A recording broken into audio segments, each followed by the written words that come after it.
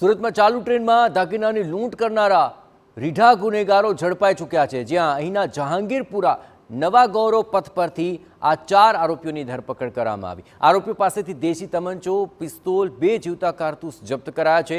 તમામ આરોપીઓનો ગુનાહિત ઇતિહાસ છે। થોડા સમય અગાઉ જ ગંભીર ગુનાઓમાં જેલથી બહાર આવ્યાનો પણ ખુલાસો થઈ રહ્યો છે।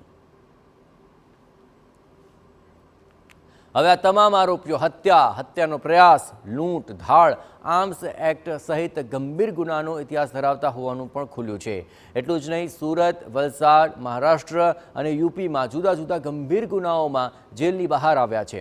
આરોપીઓની પૂછપરછમાં કબૂલાત કરી કે ઘાતક હથિયારો સાથે લૂંટ કરવાના ઈરાદે તેઓ ફરતા હતા। 4 પૈકી એક આરોપી મુંબઈમાં ઓફિસમાં હથિયાર સાથે લૂંટ કરી હતી અને અન્યએ વલસાડમાં ચાલુ ટ્રેનમાં લૂંટને અંજામ આપ્યો હતો।